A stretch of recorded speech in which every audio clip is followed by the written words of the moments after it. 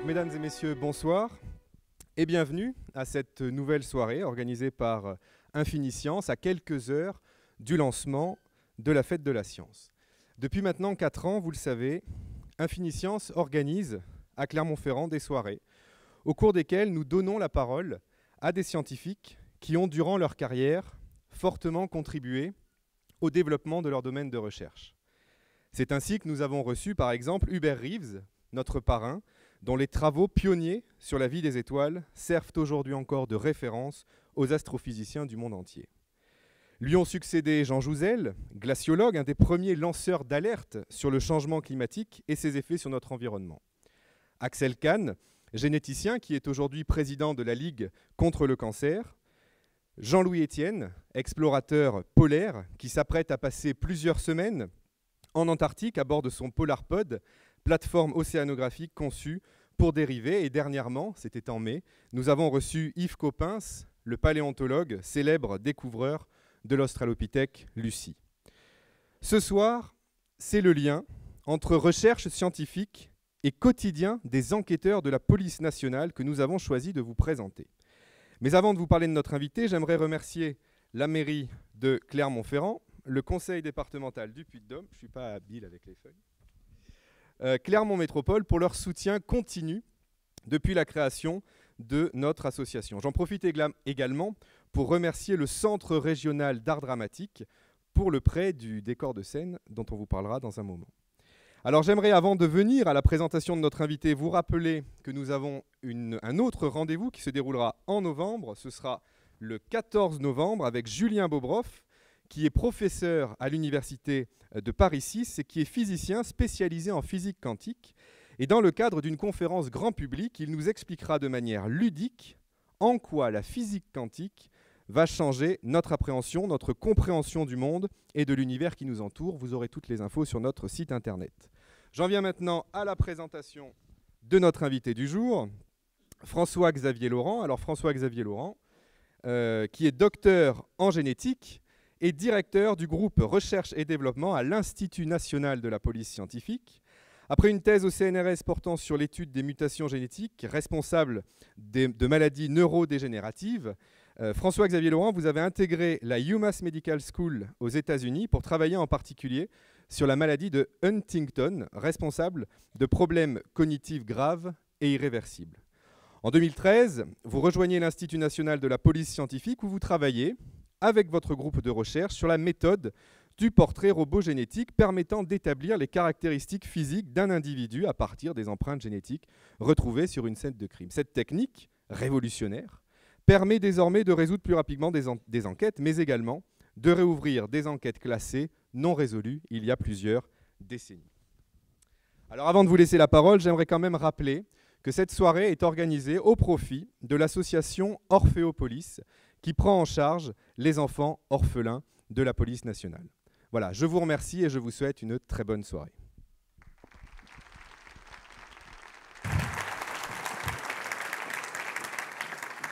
Bonsoir à tous. Tout d'abord, j'aimerais avoir une pensée émue pour mes 4 collègues de police qui sont décédés ce matin à Paris. Je souhaiterais remercier l'association Infiniscience pour cette invitation, vraiment prestigieuse. J'aurais jamais pensé pouvoir intervenir après Axel Kahn, Jean Jouzel, Hubert Reeves et tous les autres. Et donc c'est vraiment un très grand honneur pour moi de pouvoir vous parler de science ce soir. Donc la conférence que vous verrez ce soir, c'est une conférence qui a été développée avec le service de communication du service central de police technique et scientifique. Et donc ce soir, nous allons partir pour un voyage ensemble, en immersion, dans la police technique et scientifique. C'est parti.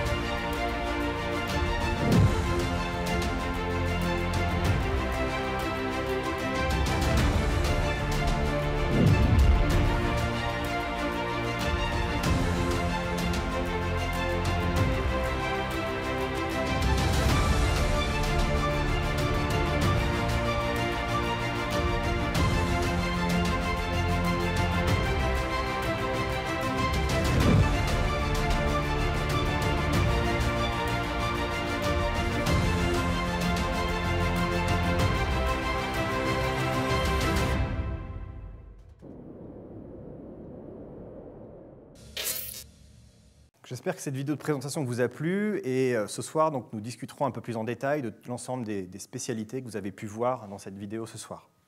Donc, la conférence de ce soir, le thème c'est la police scientifique, que font les vrais experts? Et ça, c'est une question qui m'est posée quasiment une fois par jour par des amis, par de la famille, par des gens que je rencontre qui me disent « Alors, est-ce que les experts à la télé, c'est exactement comme les experts en vrai ?» Et donc la question de ce soir qu'on va se poser, c'est comment a-t-on pu passer de ça à ça? Et donc pour essayer de comprendre ce qui s'est passé, on va repartir dans le passé, aux origines de la police technique et scientifique. Donc à l'époque, dans les années 1800, on ne parlait évidemment pas encore de police technique et scientifique parce qu'elle n'existait pas, mais il y a un début assez marquant de ce qu'on appelle l'identification judiciaire.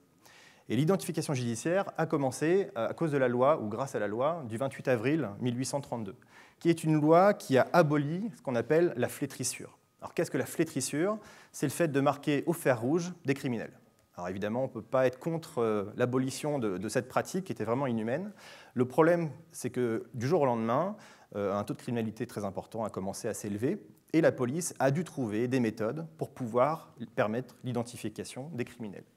Donc en fait, à l'époque, il y avait un certain nombre de fiches de signalement qui existaient, qui pouvaient être complétées au fur et à mesure. Le problème, c'est qu'elles n'étaient absolument pas uniformisées. C'est-à-dire que chaque enquêteur, chaque policier rentrait les informations qui semblaient pour lui être pertinentes, mais ça pouvait être par exemple le suspect a des grandes oreilles ou des petites oreilles. Mais bon, qu'est-ce qui définit réellement une grande oreille ou une petite oreille? Ce qui fait que c'était finalement très difficile de reconnaître un individu juste à partir de ces informations-là. En 1848, c'est la date où le casier judiciaire, tel qu'on le connaît actuellement, a été mis en place avec le premier fichage des criminels et des délinquants. Et ce casier judiciaire a été mis en place par Arnould Bonneville de Marsangy. Vers la fin du XIXe siècle, nous avons pu observer l'invention d'un système d'identification que l'on appelle le système de Bertillon, qui est vraiment un outil scientifique qui est dédié à l'identification judiciaire. En fait, cette étude qui a été faite par le système Bertillon, c'est ce qu'on appelle l'anthropométrie, ou comment reconnaître un individu à partir d'un certain nombre de mesures de son corps pour pouvoir le reconnaître parmi d'autres suspects. En fait, Bertillon, à l'époque, travaillait dans un service de police, mais était attelé à faire du classement de fiches, justement, de police, et s'est rendu compte très rapidement que les fiches n'avaient aucune uniformité, que des informations pouvaient manquer sur une et être sur une autre, aucun système de classement rapide des fiches n'existait. Et il a mis en place ce système en se disant « il va nous falloir être scientifique, avoir des mesures scientifiques pour permettre de pouvoir identifier les personnes et classer les fiches en fonction des mesures qui seront prises ». Et donc c'est comme ça que le système Bertillon est né, avec finalement un relevé de signalisation anthropométrique et la prise en compte de 9 éléments du corps humain pour obtenir environ 14 mesures du corps humain. Alors ces mesures, vous le voyez ici, ça va partir donc de la taille complète de l'individu, ça va être l'envergure du corps, la taille du buste, l'espace entre les deux crêtes ici, l'espace de la tête, même la taille du pied gauche, la taille de l'oreille droite. Voilà. Plein de petites mesures comme ça qui, une fois combinées, dans le système qui a été établi par M. Bertillon, permettaient en fait, d'avoir une identification avec en fait, une chance sur 256 millions de se tromper. Donc déjà un système d'identification grâce à des données biométriques pour pouvoir identifier des individus. Alphonse Bertillon a ensuite été nommé chef du service de l'identité judiciaire à Paris en 1883.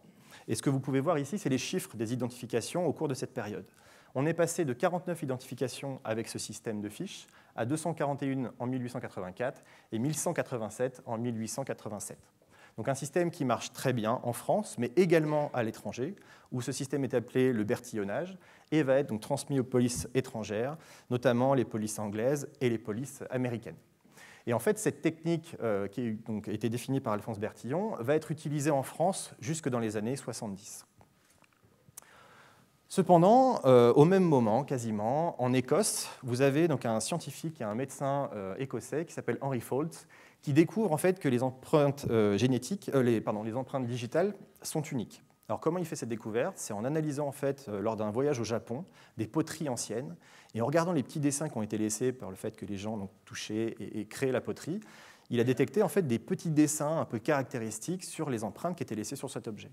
Et c'est comme ça qu'il lui est venu l'idée de se dire si les empreintes sont spécifiques de chaque personne, peut-être pourrions-nous utiliser ce système pour pouvoir identifier des individus.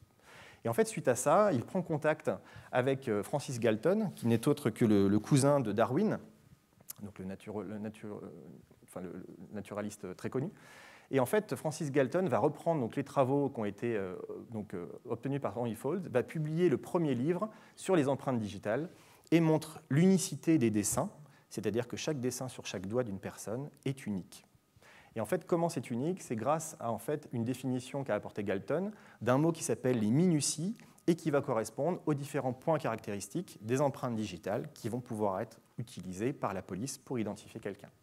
Et en fait, cette technique marche extrêmement bien. La première affaire au niveau mondial, c'est une affaire en Argentine avec une femme, donc Francisca Rojas, qui va être identifiée par les traces papillaires. Et en France, la première affaire, qui est quelques années après l'affaire Rojas, c'est l'affaire Henri-Léon Schaeffer, que vous voyez ici. Donc vous voyez donc, la fiche anthropométrique avec la prise d'empreinte digitale en bas. Et en fait, Henri Schaeffer, c'est le premier individu qui a été donc, identifié par ces traces papillaires.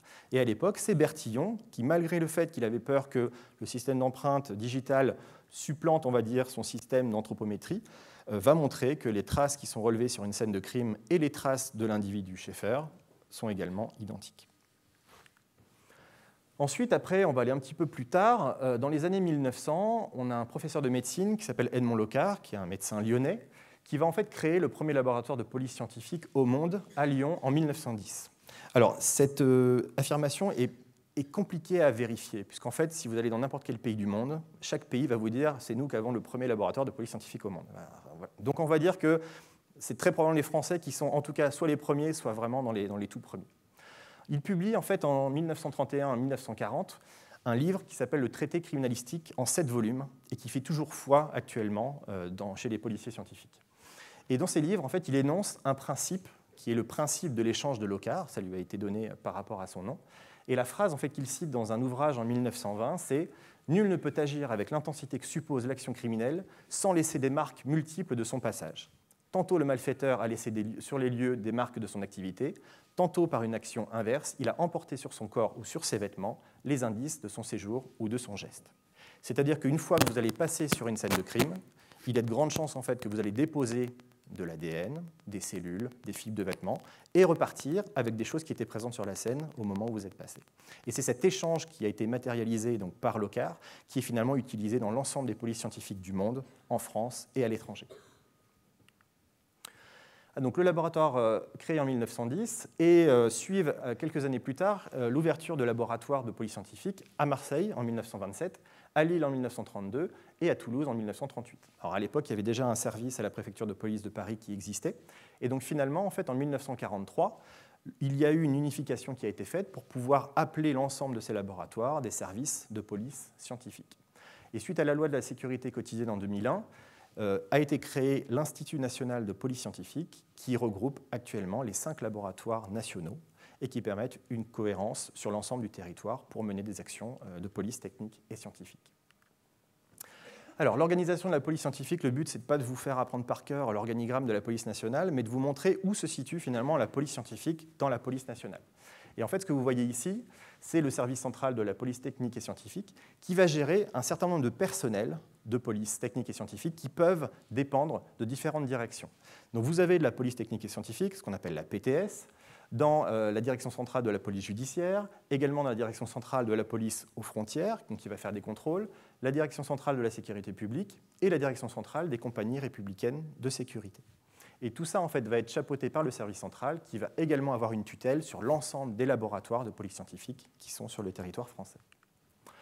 Alors, la police technique et scientifique va intervenir donc, avec un champ d'intervention international sur l'intégralité de la chaîne criminalistique. La chaîne criminalistique, en fait, ça correspond à l'ensemble de l'activité criminalistique, avec premièrement donc, une partie qui concerne les prélèvements, donc les prélèvements sur les scènes de crime, c'est ce qu'on verra un petit peu plus tard au cours de la conférence, les analyses qui vont être faites majoritairement en laboratoire pour analyser les objets qui ont été récupérés et essayer de déterminer un ensemble d'informations sur les auteurs d'un fait, et les comparaisons, dont le but va être de comparer des traces récupérées sur une scène de crime et des individus suspects pour voir si effectivement il y a une compatibilité entre les traces d'individus et les traces récupérées. Alors, la police technique et scientifique est constamment, on va dire, en évolution, avec une capacité d'action inégalée. La police scientifique représente en France 75% de l'activité criminalistique, donc un très grand chiffre. On comptabilise une intervention de police technique et scientifique à chaque minute qui passe. Et en moyenne, on a un résultat d'analyse, c'est-à-dire un résultat qui va être rendu à un requérant, policier, gendarme ou juge d'instruction, toutes les 30 secondes. Donc en fait, la police technique et scientifique n'arrête pas de travailler.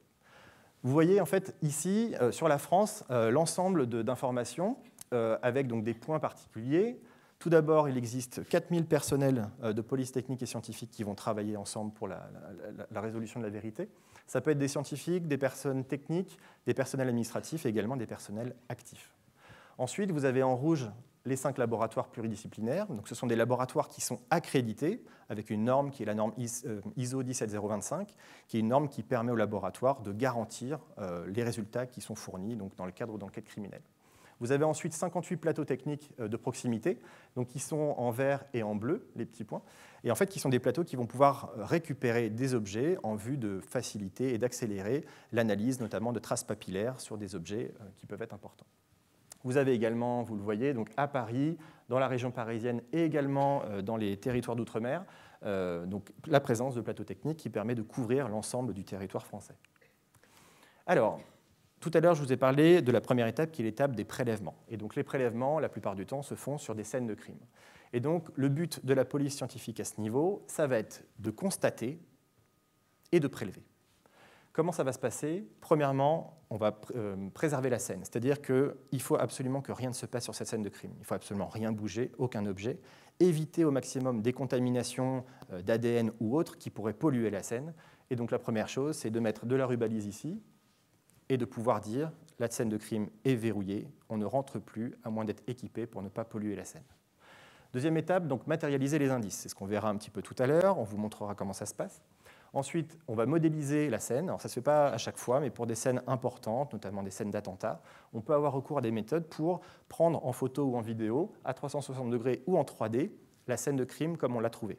Ça permet ensuite que si on bouge des objets au cours des investigations, de pouvoir se référer à la référence de la scène avant que l'on puisse intervenir. Les personnels de police technique et scientifique vont permettre la constitution des scellés, c'est-à-dire que chaque objet qui va être prélevé va être mis sous scellé dans une enveloppe Kraft avec un tampon pour pouvoir être envoyé ensuite pour analyse au laboratoire de police scientifique. Et enfin, la police technique et scientifique peut donc assister à la reconstitution lorsqu'il y a eu effectivement une reconstitution qui est demandée par la justice pour pouvoir attester que chaque objet était bien présent ici.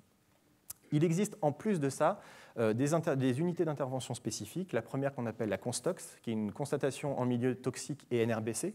Donc NRBC, c'est nucléaire, radioactif, biologique et chimique. Donc c'est-à-dire que si un jour, malheureusement, un attentat a lieu avec une menace donc chimique, bactériologique ou autre, la police technique et scientifique a une unité spécifique qui peut intervenir dans ces milieux qui sont très, très dangereux. Également l'UPIVC, qui est l'unité de police d'identification des victimes de catastrophes. Donc imaginons une catastrophe importante, par exemple l'attentat du Bataclan ou alors un crash d'avion qui pourra avoir lieu dans les Alpes, par exemple. C'est cette unité-là qui va être dépêchée et dont le travail va être de faire des prélèvements sur les cadavres pour les identifier par rapport à des prélèvements de référence qui seront faits sur des objets personnels ou à partir de personnes familières de ces individus-là. Et ensuite, donc, l'unité nationale d'intervention qui va couvrir l'ensemble du terrain français. Ensuite, il existe un certain nombre de spécialités dans la police scientifique, dont je vais vous faire très rapidement le catalogue. Donc, la première partie, les traces papillaires, mais ça, je vous le passe, on le verra en détail pendant la conférence.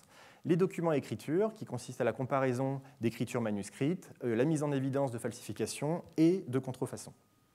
Tout ce qui va être trace technologique, extraction de données, c'est-à-dire extraire des données qui sont présentes sur une clé USB, sur un disque dur, sur un GPS, et également tout ce qui va être téléphonie et informatique. Ensuite, l'odorologie, avec des chiens qui vont être spécifiquement entraînés pour reconnaître des odeurs humaines. Et donc, si vous retrouvez, donc, suite à un vol ou un braquage, par exemple, une voiture vide, vous pouvez, dans les premières heures suite au départ donc, du conducteur de la voiture, prélever son odeur.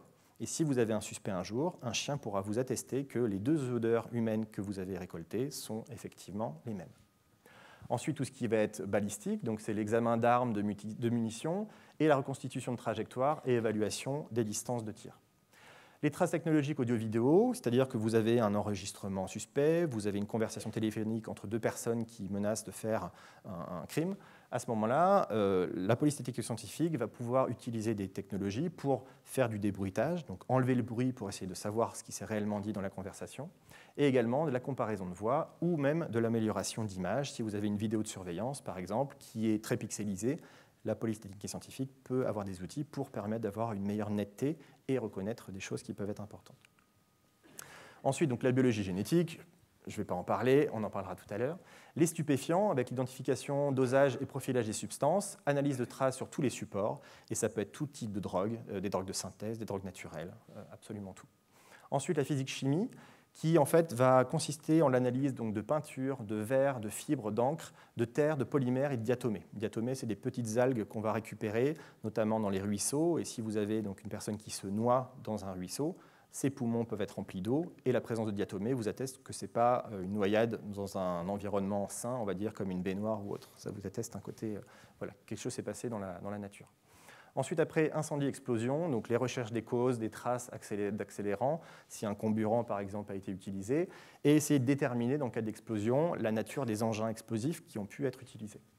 Tout ce qui va être toxicologie, c'est-à-dire la mesure du taux d'alcool, par exemple, ou du taux de drogue dans le sang, et également donc, la physique-chimie pour l'identification, avec les résidus de tir, les encres de sécurité, les gaz, les lacrymogènes. Donc en fait, vous voyez que l'ensemble des spécialités scientifiques sont maintenant traitées par la police scientifique en France. Le troisième point, c'est la comparaison. Donc pour pouvoir analyser une trace biologique ou une trace d'empreinte digitale ou une trace de balle, il va falloir pouvoir comparer votre trace avec une référence. Et pour faire ces comparaisons, nous avons accès à 4 fichiers nationaux qui nous permettent d'avoir en référence donc, un certain nombre d'individus ou d'objets. Le premier fichier, c'est le FAED, qui est le fichier automatisé des empreintes digitales, le FNAEG, qui est le fichier national automatisé des empreintes génétiques, le FNIB, qui est le fichier national d'identification balistique, et le STUPS, qui est le système de traitement uniformisé des produits stupéfiants. Et donc dans ces fichiers, on le verra un peu plus en détail au cours de la conférence, vous avez un certain nombre de profils qui vont pouvoir être utilisés en vue d'une comparaison. Alors, il faut savoir que la police scientifique va intervenir sur des petits délits, mais également sur toute la chaîne criminalistique, allant jusqu'aux plus graves, qui sont les crimes graves et les attentats. Donc vous voyez en fait ici la liste des types de délits et de crimes qui vont être donc concernés par des prélèvements ADN ou par d'autres prélèvements suivant les différentes spécialités de la police scientifique. Et donc la police scientifique a une permanence 24 heures sur 24 et 7 jours sur 7 sur l'ensemble du territoire qui permet d'être saisie à tout moment par une autorité de police ou une autorité judiciaire. Et donc ce que je vous propose, c'est qu'avant la conférence, on m'a mis au courant qu'il y a eu un crime qui s'est passé à Clermont-Ferrand. Et donc je vais vous emmener avec moi et nous allons voir ce qui s'est passé.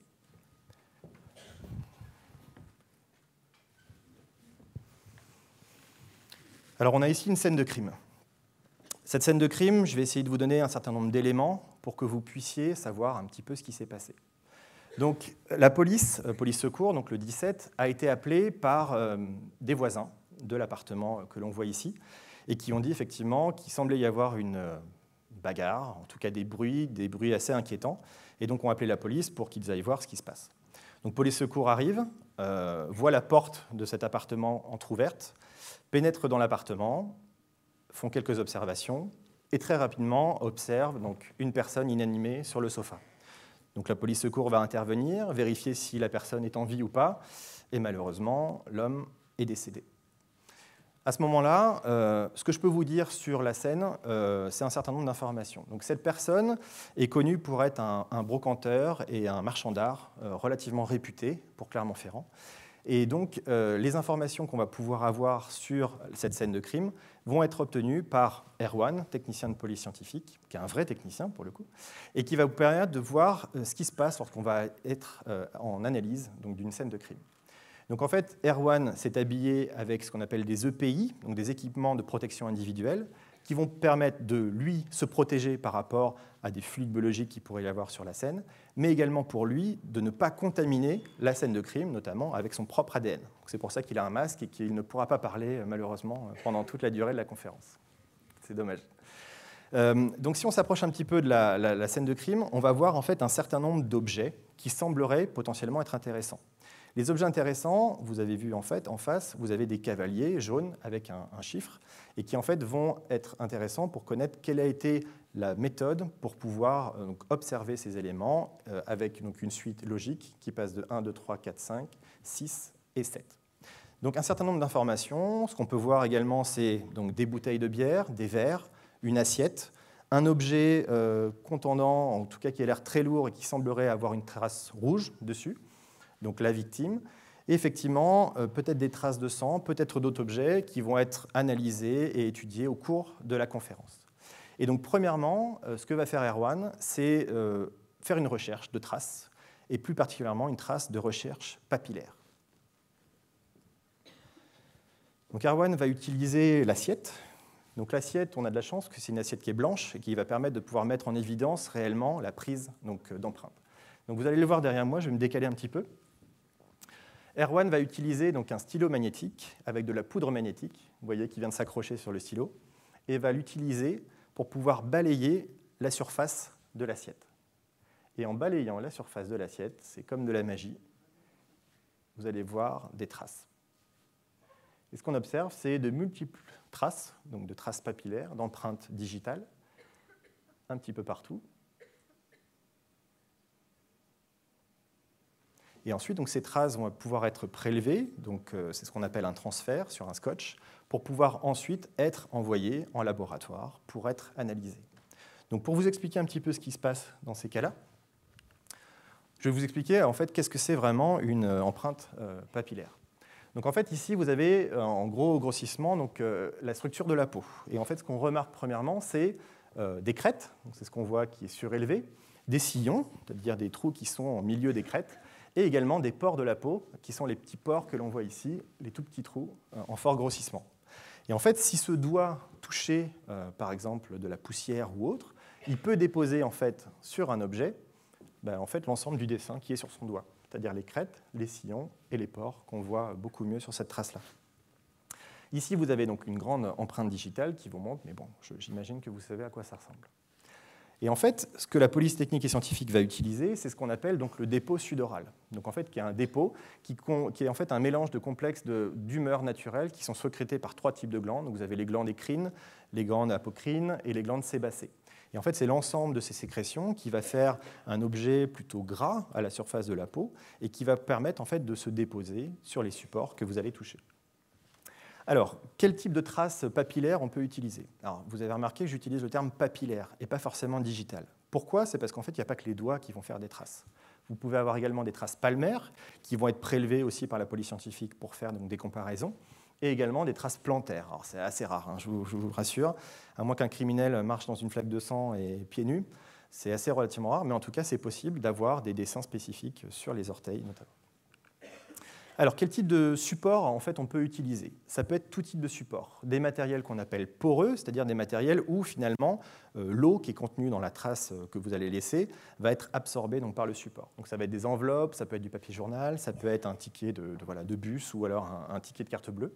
Et des matériels qui sont non poreux, des couteaux, des pistolets, des verres par exemple, des bouteilles d'eau, une voiture, qui vont pouvoir en fait être traités différemment des matériels poreux. Et vous avez également les adhésifs. Si jamais vous utilisez un jour un gros scotch pour bâillonner quelqu'un, ce que j'espère que vous ne ferez jamais, vous pouvez laisser également des traces papillaires sur le scotch. Il existe des méthodes pour pouvoir donc, les récupérer. Alors, comment on analyse des traces papillaires? Premièrement, on va faire une observation à l'œil nu. Vous avez vu tout à l'heure avec la révélation, vous n'avez pas besoin de jumelles. J'espère qu'au fond de la salle, vous avez pu voir aussi. Avec des yeux, on arrive très bien à voir donc, des empreintes digitales. Par contre, si c'est des empreintes qui sont sur des matériaux foncés ou sur des matériaux un peu particuliers qui ne font pas bien passer la lumière, à ce moment-là, on peut utiliser des systèmes avec des longueurs d'onde un peu particuliers pour pouvoir mettre en définition un peu plus important, de façon importante les traces papillaires qui ont été déposées sur des objets. À ce moment-là, donc, on peut utiliser donc, les poudres colorées qui ont été utilisées donc, par Erwan tout à l'heure avec un transfert sur un buvard, mais également d'autres types de technologies, de méthodologies. Par exemple, l'utilisation du cyanoacrylate, donc, qui est un composé qui permet de faire des prélèvements sur des surfaces qui sont lisses et sèches. Des small particle reagents, c'est une solution qu'on peut utiliser sur des supports lisses, mouillés. et également des bains de nihydrine sur des surfaces poreuses, ou même du nitrate d'argent si vous avez laissé une empreinte papillaire sur du bois. Et donc, en fonction de la nature du support, on va pouvoir ajuster notre méthodologie. Alors, sur le dessin papillaire, en fait, on va distinguer 4 zones. Une zone distale, 2 zones marginales, une zone centrale et une zone basale. Alors, la plupart, on va dire, des minuties, c'est-à-dire des points caractéristiques, vont être retrouvés dans cette zone centrale. Alors, voici les formes de la zone centrale qui peuvent être retrouvées. Alors, vous devez vous dire, dis donc, est-ce que j'ai vraiment ça au bout des doigts? En fait, oui. Alors, ce soir, prenez un tampon encreur, prenez un feutre, quelque chose. Essayez vous-même sur du papier et vous allez essayer de voir si vous êtes unique déjà, mais vous le serez, mais si également vous avez plein de minuties pour pouvoir épater votre famille et vos amis en montrant vos bouts de doigts. Donc, en fait, ici, on va parler, par exemple, d'arcs, de tentes pures, de boucles multiples, des verticiles, si vous avez des petits ronds, de verticiles en spirale qui peuvent aller à gauche, qui peuvent aller à droite, des doubles versitiles, des versitiles en besace, voire même des composites. Et en fait, c'est l'ensemble de ces dessins et l'ensemble des points caractéristiques qui peuvent être retrouvés. Alors ici, vous en avez un petit peu plusieurs. Vous avez donc des bifurcations, des trifurcations, des arrêts, vous avez même des éperons, des crochets, des déviations. Plein en fait de petites cassures qui font qu'en fait que les traits que vous avez et les crêtes sont ininterrompus ou se divisent ou autres. Et c'est l'ensemble de ces points caractéristiques qui vont vous permettre d'être utilisés en police scientifique. Donc en fait, pour savoir si une trace va être exploitable, à ce moment-là, on va vérifier la présence de dessins nets, c'est-à-dire si, juste en visualisation, est-ce que l'ensemble des crêtes sont bien déposées sur le support qui a été utilisé, et également la présence d'un nombre de points caractéristiques qui sont suffisants. Alors, qu'est-ce qu'on estime comme suffisant? La limite, dans le standard numérique français, c'est 12 points caractéristiques ou plus. Au-delà de 12 points caractéristiques, on va pouvoir dire que cette trace va être exploitable. Si on est à moins de 8, on est non exploitable. Entre les deux, ce sera l'expert qui va décider ce qu'il peut faire. Et le but, en fait, de ça, d'une trace qui va être relevée sur une scène de crime, ça va être de la comparer entre la trace papillaire et l'empreinte papillaire. Donc pour cela, on peut utiliser donc le FAED, qui est le fichier automatisé des empreintes digitales, qui contient donc des traces papillaires de 6,3 millions d'individus. Et ce fichier a permis, l'année dernière, 13 000 suspects identifiés uniquement grâce à une trace papillaire qu'ils auraient laissée donc, sur une scène d'infraction. Voici en fait un ensemble de 2 traces. Donc ici, vous avez une trace à gauche qui a été relevée sur une scène de crime. Et ici, vous avez donc la trace donc, de l'individu, ce qu'on appelle une empreinte papillaire. Et on va pouvoir comparer les points caractéristiques entre la trace et l'empreinte papillaire. Et ce qu'on voit, en fait, c'est que les différents numéros font figurer des points caractéristiques. Et c'est exactement les mêmes points caractéristiques qui sont retrouvés donc, sur la trace et sur l'empreinte. On est à 12 ou au-delà, ça veut dire que l'expert peut se prononcer en faveur d'une identification formelle de l'individu. Par contre, si vous avez 12 points caractéristiques identiques, mais vous avez une divergence, à ce moment-là, le fait que la divergence ne soit présente que dans la trace, mais pas dans l'individu, par exemple, fait que vous ne pouvez pas dire qu'il y a une identité formelle. Alors, maintenant qu'on a passé donc, à l'analyse des traces papillaires, on va passer à autre chose, qui va être l'analyse d'autres types de traces, ce qu'on appelle les traces génétiques. Donc pour ça, on va essayer de se focaliser sur des traces qui sont des traces biologiques qui vont être laissées par donc, le suspect, voire même la victime. Donc ici, Erwan a pris donc, un verre qui semblerait avoir été utilisé par l'une ou l'autre des personnes et va utiliser un écouvillon. Un écouvillon, c'est comme un gros coton-tige. Et il va pouvoir, sur le verre, prélever les endroits où des contacts humains sont probablement arrivés. Donc ici, ce qu'il va utiliser, c'est vraiment le bord du verre sur lequel un individu va déposer ses lèvres, pouvoir peut-être déposer de la salive, ce qui pourra être utilisé pour donc, un prélèvement. Donc ici, Erwan va marquer sur l'écouvillon un certain nombre d'informations qui pourront ensuite être transmises au laboratoire pour que ce prélèvement puisse être analysé et l'ADN décodé. Donc une fois qu'il a fait donc, cette première analyse, il va essayer de poursuivre l'analyse vers d'autres types de traces biologiques qui pourraient être intéressantes. Et en parcourant la scène, il va observer donc, un objet relativement lourd sur lequel figure une trace rouge. Alors, la trace rouge, ça peut être plein de choses, ça peut être de la peinture, ça peut être de la peinture rouge, ça peut être, évidemment peut-être être du sang. À ce stade de l'enquête, finalement, on n'est pas encore au courant de ce que c'est. Donc en fait, Erwan va prendre un nouveau coton-tige. Évidemment, il ne va pas réutiliser le même pour ne pas mélanger des traces. Et il va pouvoir prendre l'objet et effectuer donc, un prélèvement sur cet objet. et donc recueillir un peu de sang, reboucher, marquer les informations pour ne pas perdre de traçabilité. Et une fois que ça sera fait, donc il va pouvoir envoyer donc les 2 écouvillons donc, au laboratoire de police technique et scientifique. Alors, maintenant qu'on a parlé de voilà, l'utilisation des traces biologiques dans une affaire criminelle, je vais vous expliquer un petit peu voilà, qu'est-ce que c'est l'ADN, pourquoi on utilise l'ADN et pourquoi c'est une molécule qui est vraiment fascinante dans le domaine de la criminalistique. Donc en fait, ADN déjà, ça veut dire acide désoxyribonucléique. Donc c'est un peu compliqué, mais c'est une structure, donc c'est une molécule en fait qui est hyper intéressante et dont la structure a été découverte en 1953 par James Watson et Francis Crick. Et ils ont eu d'ailleurs le prix Nobel de physiologie en 1962. Cette molécule est présente chez l'ensemble des êtres vivants, que ce soit des bactéries, que ce soit des plantes ou que ce soit des animaux. Et c'est ce qu'on appelle le support universel de l'information génétique. Ça veut dire qu'en fait que l'ADN contient l'ensemble des informations dont le corps a besoin pour fonctionner. Et c'est en fait ça qui fait que vous êtes vous. Ici, vous avez la structure de la double hélice, et ici, Watson et Crick, avec une représentation de cette double hélice matérialisée. Alors, l'ADN, il est contenu dans le noyau des cellules de notre corps, et notre corps est composé en moyenne à peu près à 75-80 milliards de cellules. Et au final, une molécule d'ADN, si vous prenez une cellule dans le noyau, vous prenez la molécule d'ADN qui est compactée, et vous la déroulez, elle fait à peu près 1,90 m à 2 mètres. Et si jamais vous prenez toutes les molécules d'ADN d'un corps humain et que vous les mettez bout à bout, vous êtes à peu près 142 millions de kilomètres.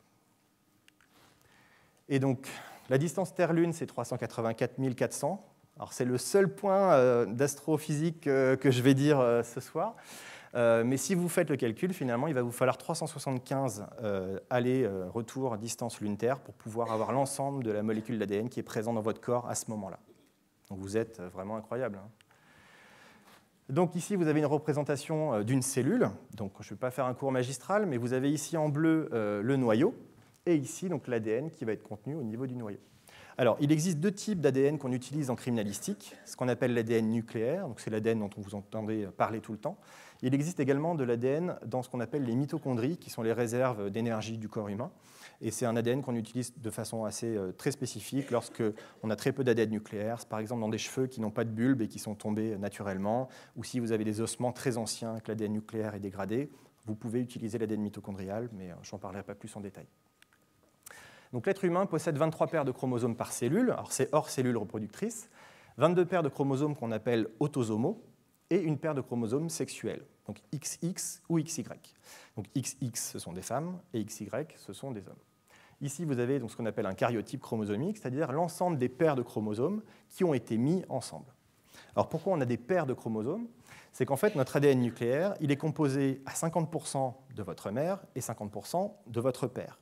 C'est-à-dire qu'en fait, lors de la fécondation, vous avez le spermatozoïde et l'ovocyte qui vont fusionner et former une cellule œuf qui va pouvoir ensuite donner un organisme vivant.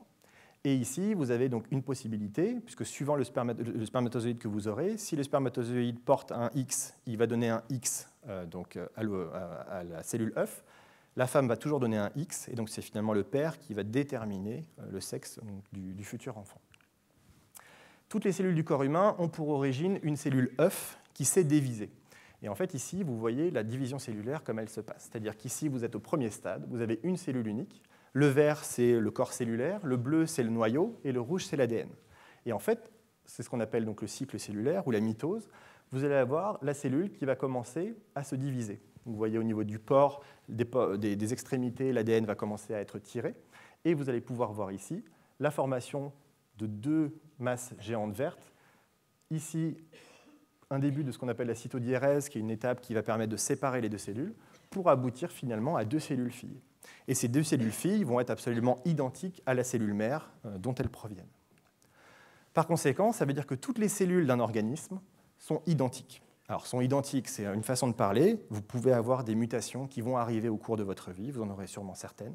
Mais en tout cas, le matériel de départ, on va dire, pour vulgariser, on va dire que l'ensemble des cellules du corps humain sont absolument identiques. Ça va permettre quoi? Ça va permettre de se dire que la police scientifique, si elle trouve un cheveu, si elle trouve des traces de contact, si vous touchez un objet, si elle trouve de la salive ou du sang, à chaque fois, pour le même individu, vous aurez le même profil génétique. Et ça, c'est hyper intéressant et important pour l'étude, pour la police scientifique. Et en fait, toutes les cellules du corps humain, qui vont partir de la première, qui vont se diviser en 2, puis en 4, puis en 8, vont au final en fait, former un ensemble de tissus. Ça va être par exemple de la muqueuse buccale, des ongles, de l'épiderme, un follicule pileux, du sang, des os, du sperme par exemple. Vous allez avoir en fait un ensemble de cellules, et chaque cellule que vous allez retrouver va vous donner toujours le même profil génétique, sauf cas très particulier. Alors avant 1985, les analyses ADN sont trop complexes, mais l'utilisation de tests de groupe sanguin, ABO surtout, avec les Rhesus, peuvent être mis en place. Mais en fait, c'est très peu discriminant. Pourquoi? Parce que vous analysez par exemple une trace de sang, vous allez faire des tests, dire effectivement le Rhesus et le groupe sanguin c'est A+, par exemple, et vous allez faire des prélèvements sanguins à de multiples personnes et essayer de trouver quelqu'un qui a A+. Voilà. Alors, le fait que vous trouvez quelqu'un qui a A+, ne veut pas dire que c'est forcément lui, mais le fait de trouver quelqu'un qui est O vous permet de savoir que ce n'est pas lui. Le problème, c'est que ça ne marche que sur les traces de sang et pas sur tous les autres types de traces biologiques qui peuvent exister. Et donc finalement, le premier profil génétique est observé en 1985 par un généticien britannique qui s'appelle Sir Alec Jeffreys, et qui est le premier en fait à observer dans l'ADN des séquences qui sont répétitives, c'est-à-dire des motifs qui vont être répétés un certain nombre de fois. Et ce qu'il observe en comparant différents individus, c'est que le nombre de répétitions qui sont observées chez certains individus au même endroit de l'ADN va être variable. En fait, c'est comme un système de code-barre où vous avez des numéros particuliers au niveau de votre ADN. Et donc, pour mettre en pratique cette nouvelle découverte, Alec Jeffreys en fait, va être mis en place par la police scientifique pour essayer d'utiliser ces nouvelles technologies pour résoudre un crime. Alors, ce n'est pas un crime, finalement, c'est deux crimes, deux meurtres qui ont lieu en 83 et en 86 dans le village de Narborough, donc en Angleterre. Deux traces biologiques sont analysées et finalement donnent 2 fois le même profil génétique, mais à 3 ans d'écart. Alors, vous vous rappelez, je vous ai dit, toutes les cellules du corps humain restent les mêmes, ce qui veut dire que si on a le même profil à 3 ans d'écart, ça provient bien du même individu. Ensuite, après, le suspect numéro 1, qui s'appelle donc Richard Buckland, va reconnaître sous aveu par la police être responsable du second meurtre. Alors, ce que fait la police, c'est un prélèvement sur cet individu-là, utilise son ADN, établit un profil génétique, le compare à la trace biologique qui a été récupérée donc, sur la deuxième scène de crime, et la surprise, il n'y a pas de correspondance. Et en fait, l'aveu a été obtenu de façon particulière, et l'ADN, pour la première fois de l'histoire, disculpe quelqu'un au lieu de l'inculper. Et donc c'est important de regarder cette notion, c'est que l'ADN dont on parle ce soir permet effectivement d'identifier des suspects, mais également de dédouaner ces suspects, et même s'ils se dénoncent eux-mêmes. Donc, en 1987, après plus de 4500 prélèvements masculins, finalement, donc, Colin Pitchfork est interpellé et confondu. Et alors pourquoi il est interpellé et confondu? C'est finalement pas du tout la police qui a permis de trouver cet individu. C'est en fait Colin Pitchfork qui, dans un bar, discute en fait avec un de ses copains en disant « Ah oui, en fait, finalement, j'ai demandé à un de mes amis d'aller à ma place au prélèvement buccal pour que mon ADN ne soit pas retrouvé. » Et en fait, au final, un policier qui figure... non, c'est pas un policier, c'est une dame en fait, qui était dans le bar à ce moment-là, entend ça, va voir la police, et en fait, donc, de façon fortuite, va récupérer donc, Colin Pitchfork, le prélever, comparer son ADN aux traces, et effectivement, il y a une correspondance. Alors, à l'époque, il y avait des difficultés de protocole de l'époque, qui étaient que la quantité d'ADN nécessaire pour pouvoir analyser l'ADN était très compliquée. Pour ça, en fait, il y a eu le développement d'une technique d'amplification qui a été absolument révolutionnaire et qui est toujours utilisée de nos jours. C'est ce qu'on appelle la Polymerase Chain Reaction, ou la PCR. Et en fait, c'est une méthode qui va vous photocopier l'ADN. Ça veut dire qu'il vous suffit d'un fifrelin d'ADN, une quantité absolument infime, pour pouvoir la photocopier, l'amplifier et avoir suffisamment d'ADN pour pouvoir ensuite l'analyser. Cette méthode est tellement révolutionnaire qu'en 1993, Kary Mullis va avoir le prix Nobel de chimie. Cette méthode donc, en fait, va permettre d'avoir des profils génétiques en très petite quantité.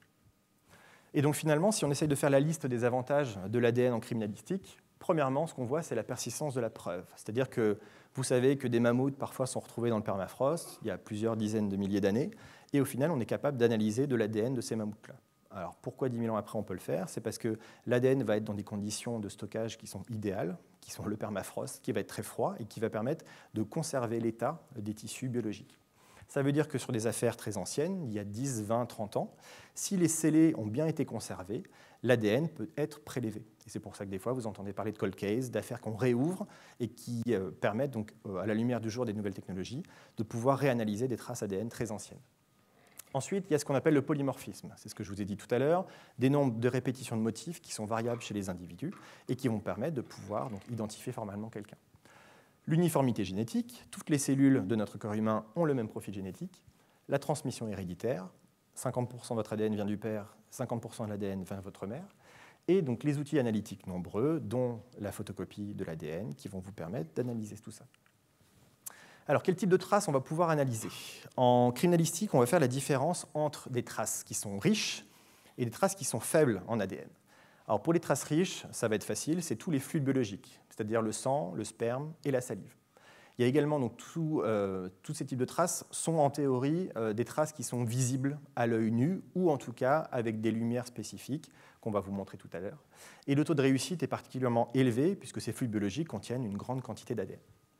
Les traces faibles en ADN, c'est des traces où vous avez peu, voire très peu, de cellules et donc très peu d'ADN. Souvent, c'est des cellules épithéliales, c'est-à-dire que, par exemple, depuis tout à l'heure, je touche ce petit appareil pour passer les diapos.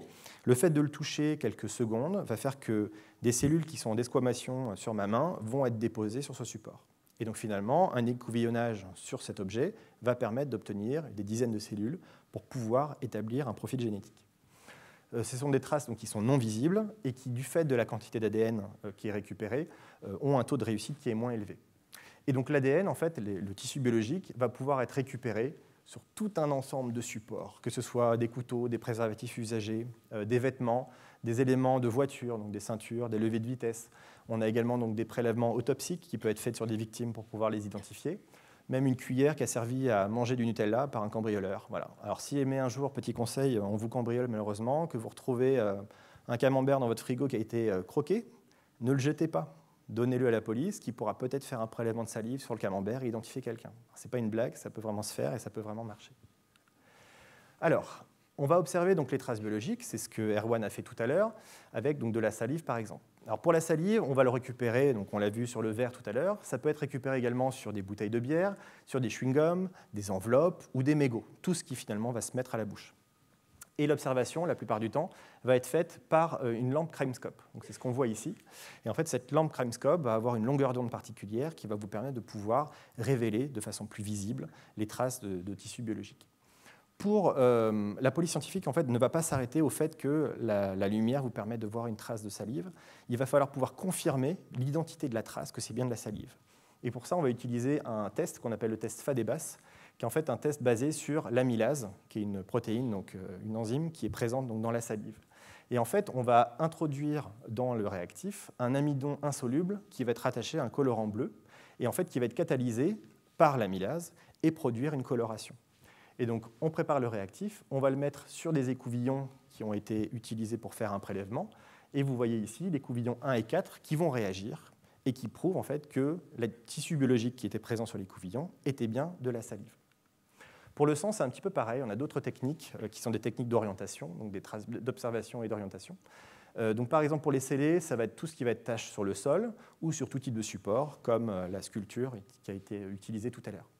Donc, sur le terrain, le sang, on peut souvent le voir à l'œil nu, ou si jamais le sang a été nettoyé notamment et qu'il ne reste que des microtraces, on va pouvoir utiliser un produit qui s'appelle le Blue Star, qui va permettre de savoir où prélever sur un objet sur lequel on ne voit absolument pas de sang. Et ici, vous avez par exemple la révélation du Blue Star, une fois que vous avez utilisé ce produit. Même si jamais vous avez essayé de nettoyer l'ADN avec une éponge, par exemple, finalement, les microtraces infimes qui restent à la surface de l'évier vont pouvoir être révélées grâce à ce produit. Vous avez également d'autres types de réactions, comme le Thévenon Roland, qui vont pouvoir être utilisées. Et ces techniques sont basées sur un système d'eau oxygénée. Et en fait, l'eau oxygénée, si vous le mettez en contact de l'hémoglobine, c'est-à-dire la molécule qui est présente dans votre sang et qui contient un ion fer, va pouvoir en fait faire une réaction d'oxydation en présence de l'eau oxygénée et former donc une coloration bleue. Et c'est comme ça que vous allez pouvoir dire formellement « j'ai bien une trace de sang sur le prélèvement qui a été effectué ». Ensuite, ce qu'on va faire, c'est donc du découpage ou de l'écouvillonnage. Donc le découpage, c'est-à-dire que si jamais vous avez une trace biologique sur un objet, par exemple un vêtement, vous n'allez pas utiliser l'ensemble du vêtement pour faire une analyse de l'ADN. Vous allez en fait découper au niveau de la trace qui est récupérée pour pouvoir récupérer uniquement la partie qui vous intéresse.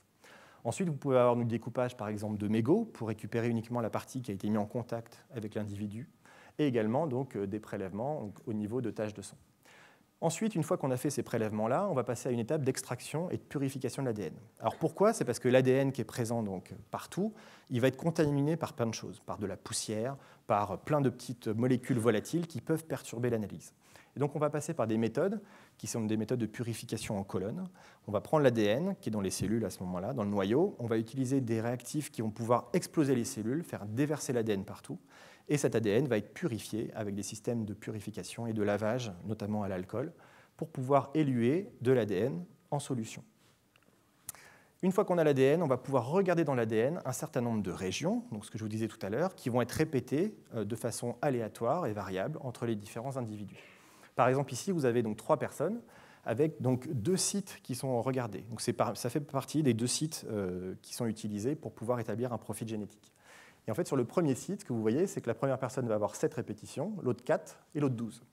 Sur la deuxième partie, vous avez 6 répétitions, 19 et 14. Donc ça veut dire que si vous récupérez une trace, par exemple, une trace sur une affaire criminelle, vous faites l'analyse de cette trace et que la trace vous dit ça va être 4-19. À ce moment-là, vous pouvez dire la personne 3 et la personne 1 ne correspondent pas au profil génétique et donc peuvent être exclus. Vous ne pouvez pas cependant dire que la personne 2 est forcément elle, puisque analyser que 2 marqueurs, finalement, c'est trop peu. Et actuellement, on est plutôt sur une liste de marqueurs qui s'établit autour de 20-24. Et le fait d'augmenter de façon exponentielle l'ensemble des marqueurs génétiques utilisés pour faire des analyses génétiques, ça vous permet d'avoir une probabilité que 2 individus qui sont pris au hasard dans la population nationale, voire internationale, aient le même profil génétique est de 1 sur 14 10 puissance 27. Alors pour vous représenter ça, je vous ai mis tous les zéros que ça représente. Et si jamais on essaye de quantifier l'ensemble des êtres humains qui n'ont jamais vécu sur Terre depuis la nuit des temps, on est à 10 puissance 12. Donc ça veut dire qu'en théorie, jamais personne sur Terre n'a partagé le même profil génétique qu'une autre personne. Ceci près une exception, qui sont les jumeaux monozygotes, c'est-à-dire les vrais jumeaux, qui vont avoir la même ADN et donc avoir des profils génétiques très proches, mais qui n'auront pas forcément les mêmes empreintes digitales. Et c'est comme ça qu'on va pouvoir les différencier. Il va y avoir, en fait, là je vous ai présenté des cas relativement simples, c'est-à-dire vous avez un profil génétique, tout marche bien, parfait. Le problème, c'est que très souvent, on va avoir affaire à des traces biologiques qui sont de très très mauvaise qualité, ce qui fait que certains profils vont être partiels, on ne va pas pouvoir avoir des résultats sur l'ensemble des marqueurs, et très souvent, on va avoir des objets qui ont été touchés par 2, 3, 4, 5, voire plus de contributeurs. Et au final, ce que vous allez voir, c'est un peu le tiercé, mais dans le désordre, en fait. Vous avez les nombres de répétitions de l'ensemble des personnes qui ont touché l'objet, sans avoir de capacité à dire cette répétition appartient à celui-là ou à celui-là. Et donc, dans ces cas-là, la justice peut nous demander est-ce que le suspect est présent dans le mélange? Et des calculs statistiques vont pouvoir vous permettre d'avoir une probabilité d'appartenance de cet individu dans le mélange. Très souvent, on va avoir des profils non valides, c'est-à-dire que la qualité est telle qu'on ne peut pas envoyer ce profil au fichier, voire même que des profils nuls où en fait vous êtes plat. Pourquoi? Parce que certains prélèvements ne vont donner rien, parce que juste il n'y a pas d'ADN.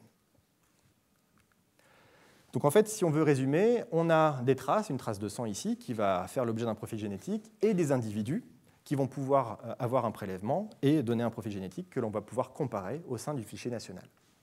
Donc justement, en fait, les comparaisons qui sont faites au niveau du FNAG, que j'ai dit tout à l'heure, donc le fichier national automatisé des empreintes génétiques, qui en fait fait figure plus de 3 millions de profils génétiques actuellement, et qui a notamment permis l'identification de 35 000 suspects identifiés donc, en 2018.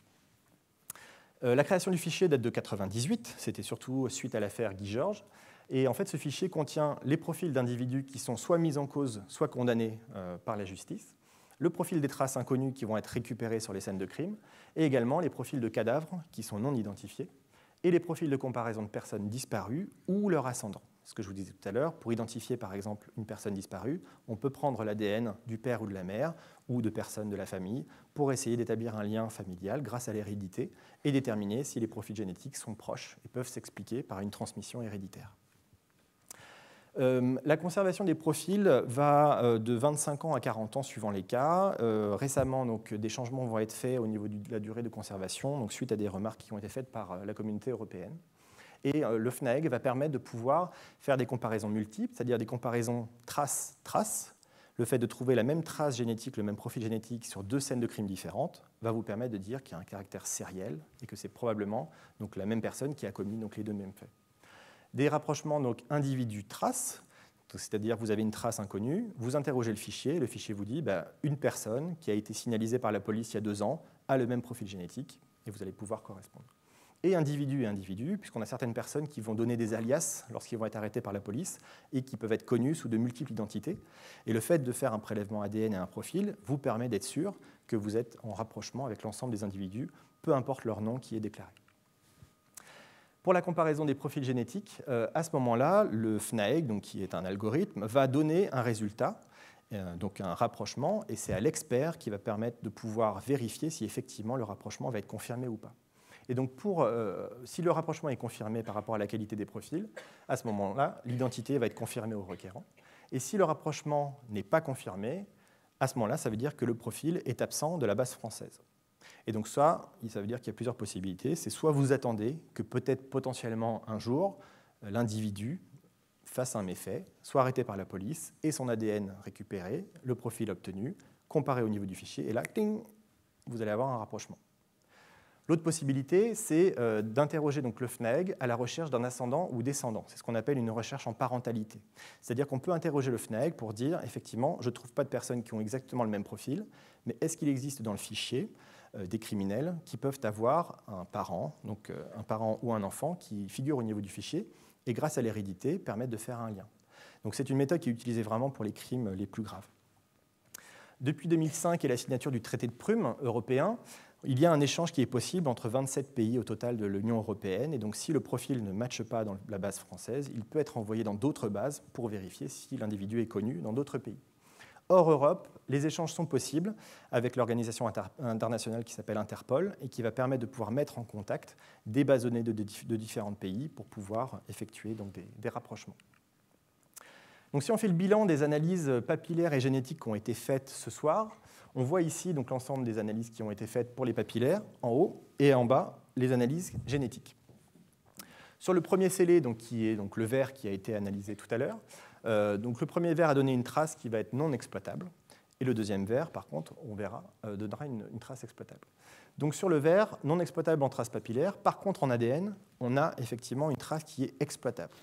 Lorsqu'on a fait des tests d'orientation pour vérifier si le liquide qui a été récupéré, le liquide biologique, est bien de la salive, on a bien confirmation qu'on a de la salive sur ce verre. Et lorsqu'on établit le profil génétique à partir de la trace biologique, on observe qu'on obtient le profil trace de la victime. C'est-à-dire qu'on peut dire maintenant quel verre a été utilisé par la victime pour boire.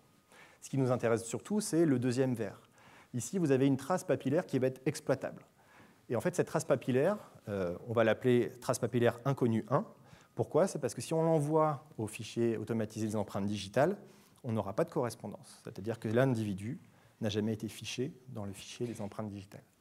Par contre, en ADN, on va avoir une trace exploitable, une trace de salive, donc qui va être confirmée par le test d'orientation, avec un profil trace du suspect, qu'on va appeler suspect 1. Mais lorsqu'on envoie cette trace génétique au FNAEG, on n'a pas de rapprochement qui est obtenu. Sur le troisième objet, qui est l'objet assez lourd qui a été utilisé avec une trace de sang, la trace de sang va être confirmée, on est bien sur du sang, et en ADN, on va observer donc un mélange entre le suspect et la victime. Sur les traces papillaires, on retrouve une trace papillaire inconnue qui est la même trace qui est observée donc, sur le verre. Donc en fait, vous pouvez faire un lien que l'individu a été en contact avec le verre numéro 2 et avec l'objet, avec une tache de sang dessus, qui a probablement été utilisée pour assommer donc, la victime. Et ensuite, vous avez sur le sol des taches de sang qui sont effectivement du sang, confirmées par réaction d'orientation, et qui donnent donc le profil trace de la victime. Alors, qu'est-ce qu'on peut faire en fait, dans les cas où, finalement, vous avez un ADN qui ne matche pas, que la recherche en parentalité ne fonctionne pas, que les aides internationales ne vous permettent pas d'identifier le suspect ? Eh bien, il faut savoir qu'il y a quelques années, à l'Institut national de police scientifique, nous avons élaboré des techniques qui vont nous permettre de pouvoir donner des informations supplémentaires aux requérants, que ce soit les policiers, les gendarmes ou les juges d'instruction. C'est ce qu'on appelle le portrait robot génétique. Et en fait, cette technologie permet, à partir d'une trace ADN et de son analyse, de pouvoir établir un certain nombre de caractéristiques morphologiques du propriétaire de la trace ADN. Ça veut dire qu'en fait, ce n'est pas une méthode d'identification, mais c'est une méthode d'orientation.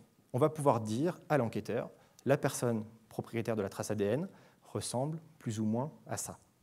Et l'enquêteur va pouvoir utiliser ces informations dans son enquête. Donc c'est une méthode donc, qui est prédictive, qui est basée sur des études statistiques et qui a un avantage très important par rapport à des témoignages de victimes, par exemple, c'est que c'est une méthode qui n'a pas de biais.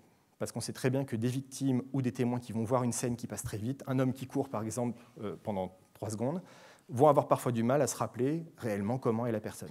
Et très souvent, ce qu'on peut avoir, c'est des témoignages de la même scène de crime qui sont absolument discordants. Et à ce moment-là, les policiers ont du mal à savoir à qui croire finalement, quel témoignage semble être le plus vraisemblable.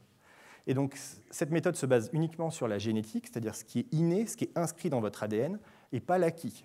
C'est-à-dire qu'on ne pourra jamais prédire que la personne a une cicatrice ou un tatouage ou autre, parce qu'effectivement, rien à voir avec l'ADN. Donc, pour faire de la prédiction morphologique, on va utiliser en fait des techniques qui vont nous permettre de pouvoir regarder des mutations dans l'ADN qui vont affecter l'apparence physique.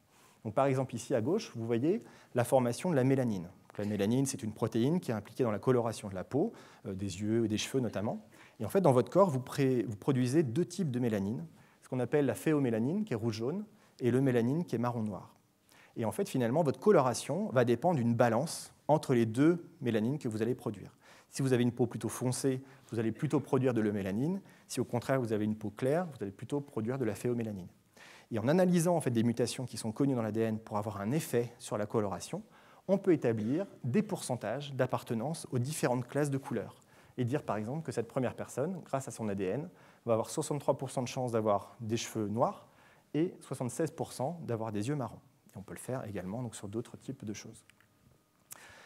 Alors, dans quel cas on va utiliser du portrait robogénétique ? Donc, comme j'ai dit tout à l'heure, dans le cas où vous n'avez pas de rapprochement au fichier, que vous n'avez pas l'identité de la personne, et surtout que vous n'avez pas de témoin. À ce moment-là, le but, c'est d'arriver à ouvrir, on va dire, une nouvelle piste d'enquête pour avoir des éléments, pour que la police puisse aller voir cette piste. Deuxième cas, c'est lorsque vous n'avez pas de rapprochement avec le fichier, mais que vous avez plusieurs témoignages qui sont discordants. À ce moment-là, l'un des exemples, c'est l'affaire Guy Georges, où vous avez en fait différents témoignages qui n'étaient pas forcément très concordants. Et vous avez ici à gauche donc, le portrait robot de Guy Georges qui a été dessiné à l'époque par une victime qui avait pu lui échapper. Et à droite, en fait, la photo réelle de Guy Georges. Et dans la description qui avait été faite, Guy Georges était dessiné comme un individu d'1m90 et d'origine maghrébine, alors qu'en fait, Guy Georges faisait 1m70 et était d'origine afro-américaine. Donc en fait, au final, vous vous rendez compte qu'un témoignage de victime, qui est extrêmement utile, peut malheureusement parfois être contre-productif pour l'enquête.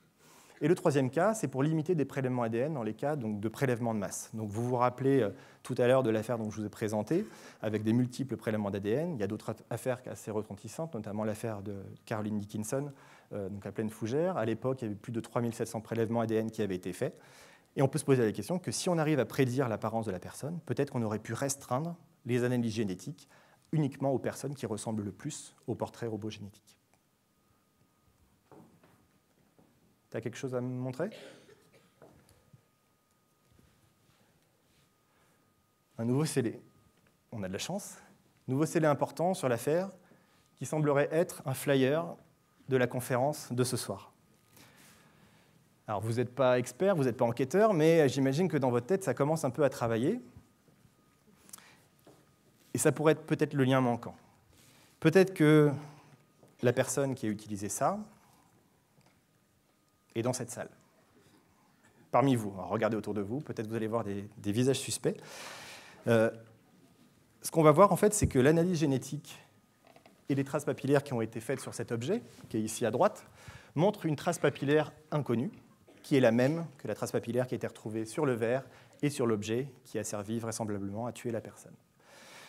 Ça veut dire que donc, si cette trace est correcte, probablement la personne va être ici ce soir. Donc, je vais dérouler mon enquête de policier technique et scientifique.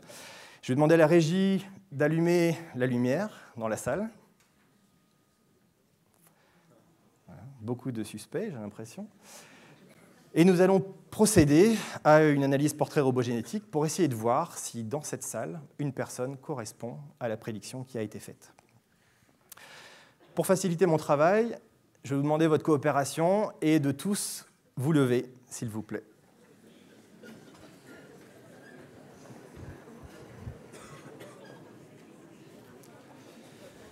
Très bien. Passons aux résultats. Alors, j'imagine que vous connaissez tous le jeu Qui est-ce ? Ça vous dit quelque chose ? Très bien, donc vous voyez le principe de l'analyse de ce soir. L'analyse du portrait robot génétique va montrer premièrement que le suspect est un homme. Donc, mesdames, je vous en prie, vous pouvez vous rasseoir, vous n'êtes pas suspectes. Deuxième information, une origine biogéographique européenne. C'est-à-dire qu'on peut exclure l'ensemble des autres origines, que ce soit des origines Océanie, Amérique, Afrique ou asiatique. Pareil, si vous n'avez pas la même origine que prédite, vous pouvez vous rasseoir. Troisième élément, des cheveux bruns ou noirs. Alors attendez, avant de vous rasseoir. C'est une coloration de cheveux autour de 30-40 ans. C'est-à-dire que les cheveux blancs ne comptent pas, puisqu'en ADN, on n'est pas encore capable de prédire l'âge auquel vous aurez les cheveux blancs. Donc si vous avez eu des cheveux bruns ou noirs, je vous prie de rester debout. Troisième élément, des yeux marrons. Alors là, quelques-uns qui se rassient. Très bien. Une couleur de peau claire. Si ce n'est pas votre cas, vous pouvez vous rasseoir. Et une prédisposition faible à la calvitie masculine. Alors à vous de juger si vous avez ou pas une calvitie. Et des taches de rousseur faibles. Donc si vous avez des taches de rousseur qui sont en abondance, à ce moment-là, vous pouvez vous rasseoir.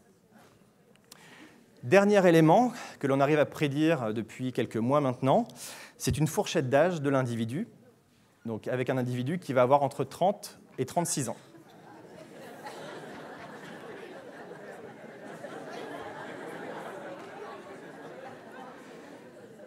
Donc si je regarde bien, j'ai l'impression qu'il y a 2 suspects. Donc vous vous rendez compte sur une salle de à peu près 300, 350 personnes, je ne sais pas combien on est. En fait, cette technique, lorsque vous combinez l'ensemble des résultats, est absolument extraordinaire. Et donc pour continuer mon enquête, je vais demander aux 2 personnes debout de bien vouloir venir, s'il vous plaît, et de vous mettre ici, devant le pupitre. Ah, Erwan a autre chose à nous dire.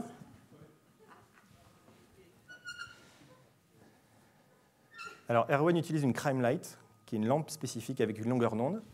Et si vous regardez l'objet, ce qu'il a remarqué, c'est une empreinte de main, on dirait, on voit les doigts, qui réagit avec une lumière spéciale.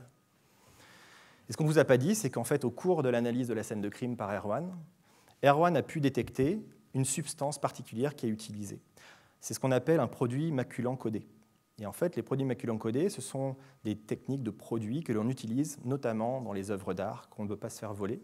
Et lorsque vous allez toucher un objet avec ce produit maculant, si vous touchez cet objet, vous allez pouvoir transmettre le colorant qui a été utilisé sur d'autres objets, et vous risquez d'avoir ce colorant sur vos mains pendant un délai qui peut être relativement long. Vous voyez où je veux en venir. Donc ce qu'on va faire, c'est qu'on va éteindre la lumière de la salle une dernière fois. Et je vais demander à mes 2 personnes suspectes, s'il vous plaît, de monter sur scène.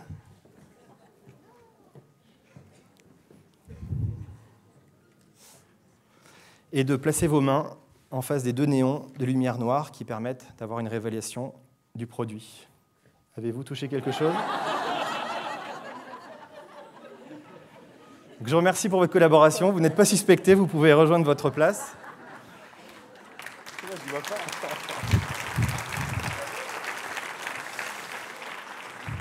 Par contre, monsieur Laporte, va falloir vous expliquer auprès de mes collègues. Donc, je vais demander à un officier de police judiciaire de venir vous mettre en garde à vue.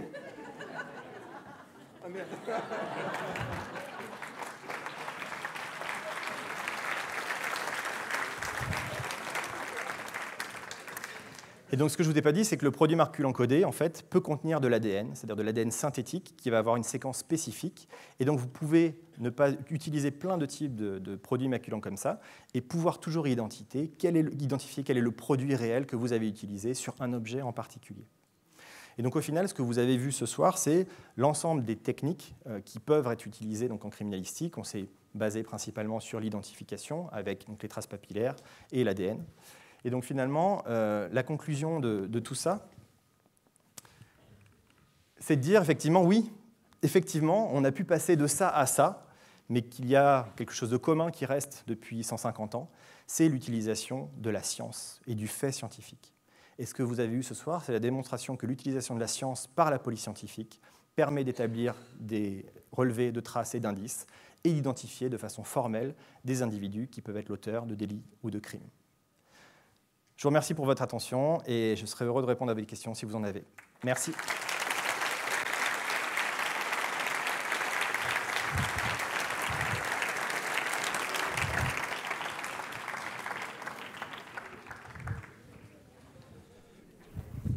Alors, on a le temps, bien sûr. Ils m'ont relâché très vite. Ils n'ont pas été méchants. Est-ce que je pose la première question? Allez, je pose la première question. Donc, ce soir, je me suis raté, puisque je me suis fait prendre. Est-ce que le crime parfait existe? Alors, s'il existait, évidemment, je ne répondrai pas, parce que le but, c'est pas de vous permettre d'en faire. On va dire que, en fait, comme l'a dit Edmond Locard, le fait de passer sur une scène de crime fait que vous allez laisser passer des choses. Et donc vous allez pouvoir essayer évidemment de mettre des gants pour ne pas laisser de traces d'empreintes digitales, mais dans la précipitation, je dirais que n'importe quel criminel va laisser des traces. Alors ça peut être des traces infimes, des morceaux de vêtements, ça peut être de la salive, de l'ADN bien sûr, plein d'autres choses. Et finalement, ce n'est pas parce qu'une spécialité de la police scientifique ne peut pas être utilisée dans une affaire qu'une autre spécialité ne pourra pas l'être. Et lorsqu'on a maintenant les téléphones portables qui vont borner dans des zones spécifiques, c'est en fait l'ensemble du faisceau de tous les indices, de toutes les spécialités de la police scientifique qui vous permettent d'avoir des informations. Donc je dirais pas que le crime parfait n'existe pas, parce que j'en ai pas la preuve, mais en tout cas, la police scientifique a un panel de techniques qui permet d'éviter au maximum qu'un crime parfait se passe. Oui, bonsoir. Bonsoir. Je voulais savoir pour vous, personnellement, quelle a été la scène de crime la plus impressionnante et la plus difficile? Alors c'est une question particulière parce que, par exemple, elle m'a été posée ce matin par un collégien au collège que j'ai pu visiter pour interagir avec eux. Je vous dirais, je ne veux pas vous répondre avec une réponse personnelle, mais je vous dirais que la police scientifique va être impliquée du plus petit délit au crime le plus odieux en passant par les attaques terroristes. Donc on a un certain nombre de collègues qui sont intervenus notamment au Bataclan, par exemple, et qui ont vu donc, des scènes absolument horribles. Donc, c'est un métier qui est très dur, je dirais. Ce serait ma réponse plutôt. C'est qu'on est confronté à la mort, on est confronté au pire de l'espèce humaine, et que c'est finalement grâce à la police et à la police scientifique qu'on peut arriver à résoudre ces crimes. Et l'important, c'est de trouver les auteurs et de les juger.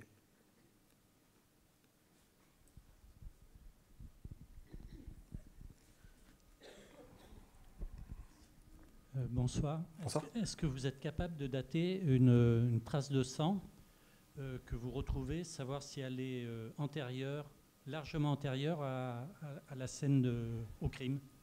C'est une très très bonne question et c'est souvent une question qui nous est posée par les juges d'instruction lorsqu'ils demandent des analyses, de se dire effectivement qu'est-ce qui prouve que la trace ADN de sang, la trace de sang n'était pas présente avant le crime. Alors malheureusement, il n'existe pas de méthode fiable à l'heure actuelle qui vous permette de dater le dépôt d'une trace biologique sur un support. Alors malgré ça, il y a quand même des recherches qui sont faites actuellement, notamment aux États-Unis, pour essayer d'identifier dans la cellule quelque chose qui se dégraderait au fil du temps. Et en fait, il suffirait, c'est un peu comme la radioactivité, où la radioactivité va diminuer à ce qu'on appelle la demi-vie de 50% d'activité avec une périodicité.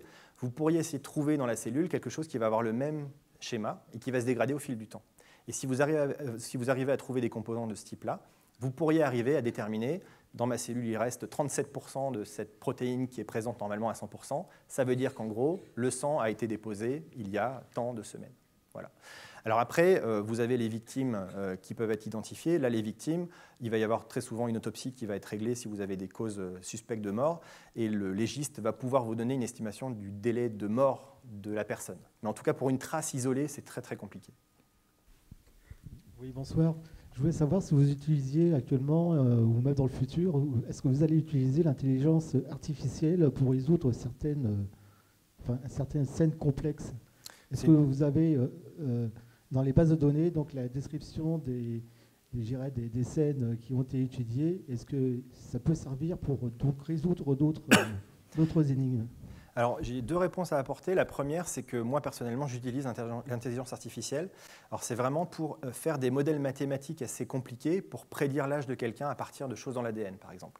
On va utiliser l'ADN de plein de personnes dont on connaît l'âge, et avec des méthodes d'intelligence artificielle, ce qu'on appelle des réseaux neuronaux notamment, on va pouvoir créer des algorithmes mathématiques de prédiction qui vont être très efficaces pour prédire l'âge à partir de l'ADN. L'autre réponse que je peux apporter, c'est effectivement, vous avez un certain nombre d'affaires qui se passent en France. Et finalement, il n'y a pas réellement d'outils, à part des outils très spécifiques, qui vous permettent de prendre toutes les données que vous avez et d'essayer de faire des rapprochements facile en fait, entre affaires. Alors vous pouvez faire des rapprochements entre les traces papillaires, les ADN, parce que vous avez les profils, mais par exemple, un mode opératoire qui serait utilisé dans différentes villes de France, un outil d'intelligence artificielle permettrait de dire, à partir des données que vous allez fournir à la machine, tiens, effectivement, on retrouve le même type de mécanisme dans différentes traces. Et ça permettrait de pouvoir mettre la puce à l'oreille qu'il y a effectivement un caractère sériel au niveau de différents endroits de la France, de mettre en commun les forces de police et de gendarmerie pour un travail, on va dire, beaucoup plus intensif sur ce type de choses-là.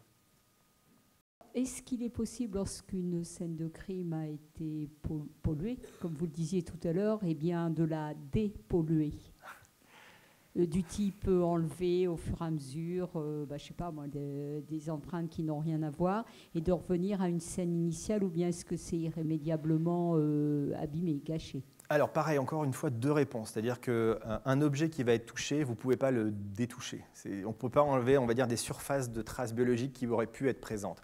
Une fois que vous allez faire votre prélèvement, ce qu'a fait Erwan avec un coton-tige, c'est récolter l'ensemble des cellules présentes sur l'objet. Donc vous allez avoir probablement un mélange. Par contre, ce qu'on peut faire de façon assez importante depuis quelques mois, c'est d'utiliser des technologies qui vont pouvoir séparer les cellules sur un objet. C'est-à-dire que si vous avez une trace de sang et une trace qui appartient à une personne, qui va être mélangée à une trace de salive qui appartient à une autre personne ou une trace d'épiderme, par exemple, on va avoir des techniques qui vont pouvoir détecter quel type cellulaire vous avez dans votre présence, donc si c'est des cellules de sang, de salive ou autre, et avec des techniques de séparation, vous allez pouvoir séparer les types cellulaires. Et à ce moment-là, analyser chaque séparation de façon spécifique. Ça vous permet, sur un mélange très compliqué, où vous avez une victime qui est en très très grand nombre en ADN et un auteur qui est en très petite contribution, d'arriver à séparer les cellules du contributeur pour obtenir un profil génétique unique. Et donc ça, c'est des méthodes qu'on met activement en développement pour pouvoir arriver, à partir des scellés très contaminés, alors pas contaminés d'une façon postérieure, on va dire, à la scène, mais plutôt en intérieur, de pouvoir tout de même arriver à identifier les différents auteurs présents sur l'objet. Deux questions en fait. D'une part, concernant les approches, je dirais, morphogénétiques, on va dire, de prédiction de morphologie sur base génétique, est-ce que c'est des approches qui sont aujourd'hui basées sur l'analyse de gènes connus, donc plutôt des approches fonctionnelles, ou bien qui mettent en œuvre éventuellement de la génétique d'association, donc nourrie avec de la modélisation derrière. Et, voilà. Et après, déjà celle-là en fait. Donc pour vous répondre, je peux vous montrer une petite diapo qui peut être intéressante, qui est en fait, pour reprendre un peu votre information, l'ensemble des caractères qui vont sûrement être capables d'être prédits par la police scientifique dans les prochains mois ou les prochaines années. Donc on va être notamment sur la morphologie du cheveu. Est-ce que vous avez un cheveu lisse ou un cheveu qui va être bouclé? Également, la pilosité, si vous avez une barbe qui est très fournie ou très peu fournie. Si vous avez des sourcils également, très fournis ou pas. Les monosourcils, a priori, un article scientifique récent aurait trouvé une mutation dans l'ADN qui prédispose aux monosourcils. Et également donc, tout ce qui va être l'âge à partir duquel vous allez commencer à développer donc, des cheveux blancs. Donc en fait, finalement, la réponse, elle est double. C'est également l'utilisation de mutations déjà connues qui vont perturber le phénotype, donc l'apparence, et également la découverte quasiment quotidienne de nouvelles mutations dans l'ADN, de nouveaux gènes qui vont prédisposer à des caractéristiques morphologiques particulières. Ok, donc juste la deuxième question, c'était par rapport à des approches comme ça de détection de polymorphisme connu versus du séquençage. Donc j'en conclus qu'il y a du séquençage aussi d'ADN qui est fait. Tout à fait. Alors en fait, c'est beaucoup de séquençage à haut débit, pour répondre un peu en particulier à votre question. On va s'intéresser en fait à des zones qui sont principalement des zones codantes, donc informatives, pour essayer de trouver des mutations particulières qui vont affecter ça. Et en fait, on peut le faire soit par de la néo-découverte de mutations qui n'étaient pas connues auparavant, ou par exemple s'intéresser à des études scientifiques sur les cancers de la peau. Par exemple, les cancers de la peau ont plus de prédisposition sur des personnes qui ont la peau claire avec des taches de rousseur, parce que ça va moins filtrer les UV. Et donc on peut parfois identifier des mutations qui vont jouer sur la couleur de peau ou sur les taches de rousseur à partir d'études qui, à la base, n'étaient pas du tout faites pour ça, qui étaient pour identifier des cas de cancer de la peau dans ces études. Donc c'est vraiment les deux. C'est-à-dire beaucoup de recherches maintenant sont vouées à découvrir des nouvelles mutations, des nouveaux gènes, mais également on prend en compte les anciens qui sont très informatifs également. Bonsoir. Ce serait pour savoir quel parcours de formation faudrait-il faire pour entrer dans la police scientifique?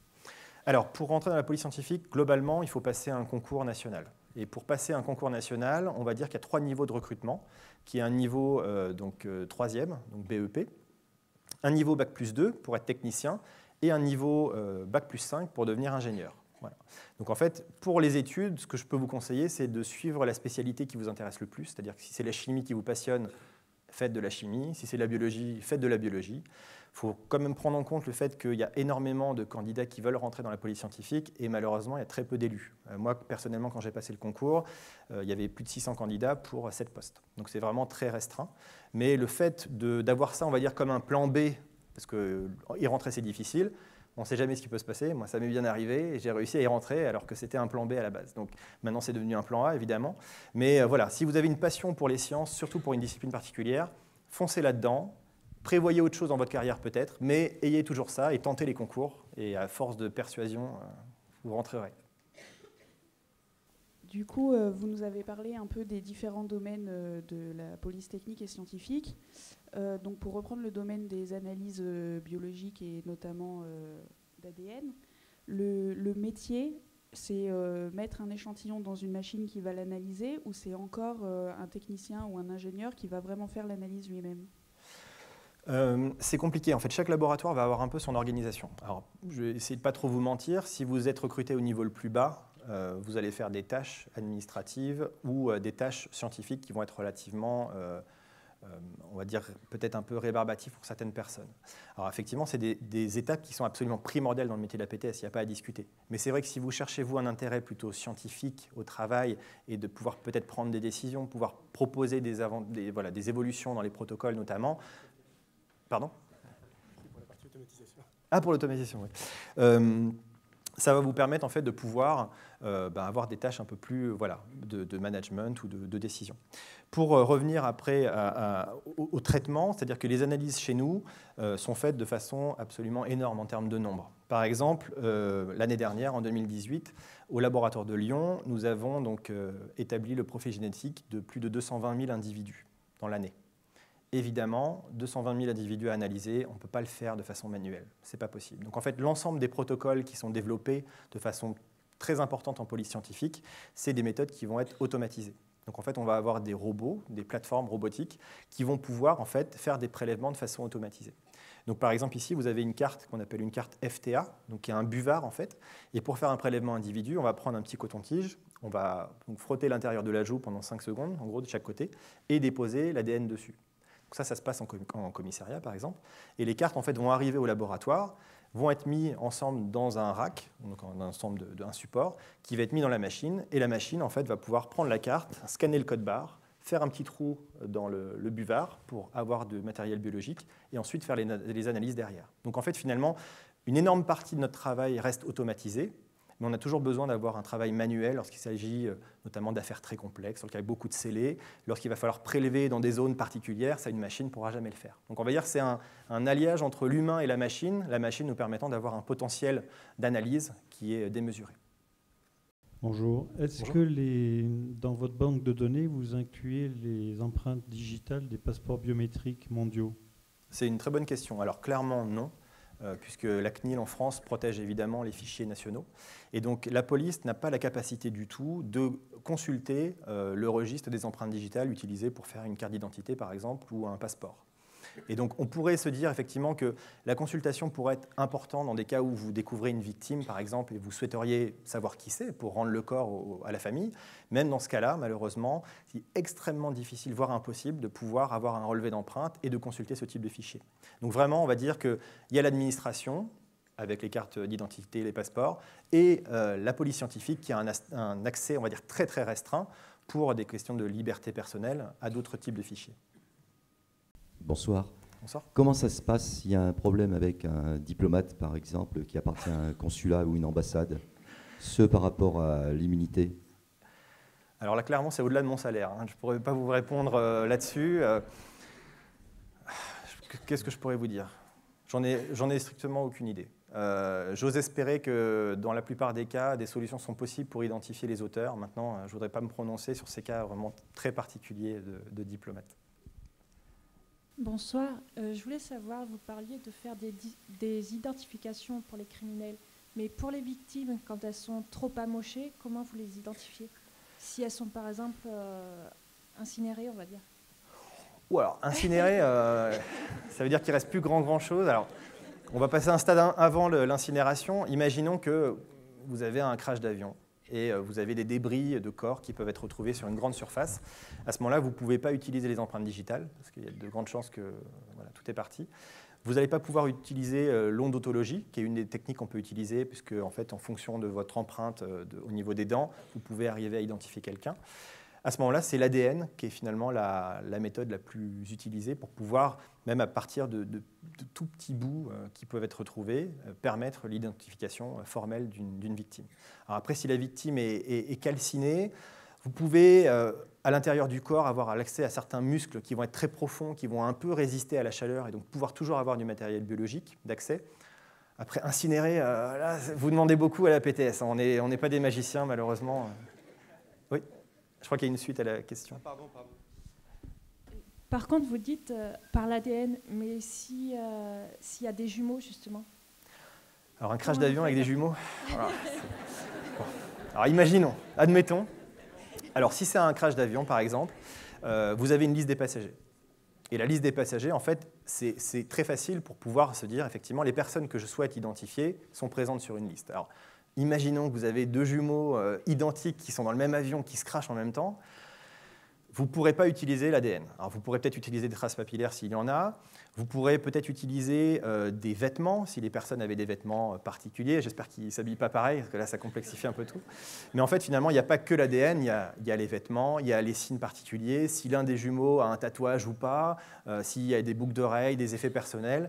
Finalement, c'est d'autres moyens, on va dire, d'identification plus secondaires qui, additionnés aux identifications primaires, qui sont l'odontologie, l'ADN et les traces papillaires, peuvent donner un certain sentiment de réussite quant à l'identification des personnes.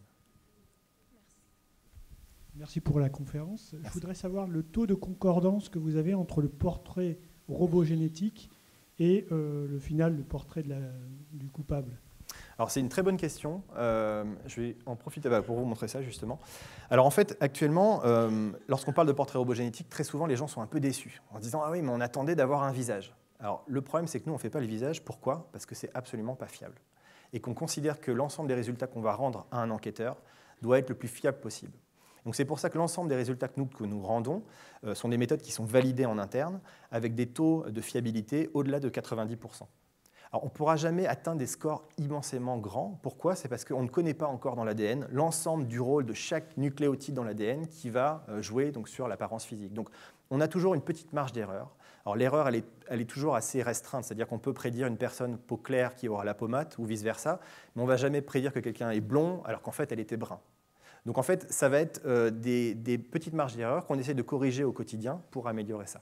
Alors après, je vous montre derrière, là, vous voyez une image avec une prédiction faciale, donc une prédiction qui a été élaborée par un laboratoire privé aux États-Unis, qui peut facturer pour plusieurs dizaines de milliers de dollars, essayer de prédire le visage de quelqu'un à partir de la trace ADN. Alors moi, personnellement, je considère que c'est absolument pas fiable. Et en fait, vous pouvez voir ici la photo qui a été prédite à partir de l'ADN et la vraie photo de la personne. Alors, je vous laisse juger, vous dire est-ce que vous trouvez que c'est un petit peu ressemblant ou pas. Moi, pas forcément. Mais si vous vous placez dans la peau d'un enquêteur à qui vous donnez la photo sur la gauche et vous lui dites regarde dans la rue les gens qui passent et essaye de trouver quelqu'un qui ressemble, c'est quasiment mission impossible. Et le problème dans ces cas-là, lorsque vous avez une méthode qui n'est pas assez fiable, c'est que pour ce cas particulier aux États-Unis, il n'y avait aucune piste pendant plusieurs années. Ils ont diffusé dans les journaux le portrait robot facial qui a été prédit. Et il y a eu plus de 1000 appels en disant c'est mon boucher, c'est mon facteur, c'est mon boulanger. Alors les gens veulent aider la police en donnant peut-être des indices sur qui ça pourrait être, mais finalement, à partir de 0 piste, vous avez plus de 1000 suspects potentiels et vous partez pour des mois, voire des années d'audition pour essayer de voir si ces personnes-là correspondent bien à la personne. Donc le but, c'est vraiment de donner des éléments fiables aux enquêteurs et d'éviter tout ce qui est un peu farfelu ou en tout cas pas encore validé avec un haut taux de satisfaction pour les enquêteurs. Bonsoir. En général, vous mettez combien de temps pour arrêter le ou les meurtriers ? Alors, donc là, c'est pareil. Alors, ça se voit beaucoup dans les séries où en 42 minutes, il y a le crime, la PTS arrive, on trouve tous les indices, et puis on va chercher le suspect chez lui et on le met derrière les barreaux sans jugement. Dans la réalité, évidemment, ça ne se fait pas. Donc nous, on n'arrête pas les criminels. Ce que je peux te répondre, c'est combien de temps on a besoin pour établir un profil génétique, par exemple. Si on est dans un caractère d'urgence, c'est-à-dire vraiment un crime vient de se passer, il y a un caractère urgent dans le cadre où ça peut entraîner une récidive très proche, on essaye vraiment d'arrêter la personne le plus rapidement possible, ou si c'est une histoire d'attentat. Entre le prélèvement sur la scène de crime, l'envoi au laboratoire, l'établissement d'un profil génétique, l'envoi au fichier pour savoir si la personne est connue, il peut se passer parfois 2-3 heures. Donc en fait, on est sur des temps qui sont très très restreints et qui permettent d'avoir une information sur l'ADN qui va être très rapide. Alors je ne parle même pas des traces papillaires, parce que les traces papillaires, vous pouvez quasiment même sur le terrain prélever la trace, l'envoyer au fichier et voir quasiment en instantané si jamais vous avez un rapprochement qui est possible, qui sera validé par la suite. Donc vraiment, l'idée, c'est de pouvoir traiter la délinquance du quotidien, les petits vols, voilà, les petits délits qui peuvent arriver, et également toute la criminalité, plus les attentats. Donc ça fait beaucoup de choses, mais les délais vont être vraiment liés à est-ce qu'il y a un caractère d'urgence ou pas, et on a un certain nombre d'affaires qui vont passer en priorité devant toutes les autres, parce qu'effectivement, il faut que la police technique et scientifique trouve très rapidement l'identité du suspect. Voilà, alors on va s'arrêter là. J'ai 2 choses à vous dire. La première, c'est www.orpheopolice.fr, c'est l'association qui s'occupe des orphelins de la police et pour laquelle cette soirée avait été organisée. Et la deuxième chose, je pense qu'on peut les remercier vraiment beaucoup, toute l'équipe de la police scientifique qui travaille sur cette soirée depuis des semaines. Ils ont passé l'été à préparer cette soirée. Ce n'est pas leur métier de faire des soirées comme ça, donc on peut les remercier et les applaudir très fort. Merci beaucoup.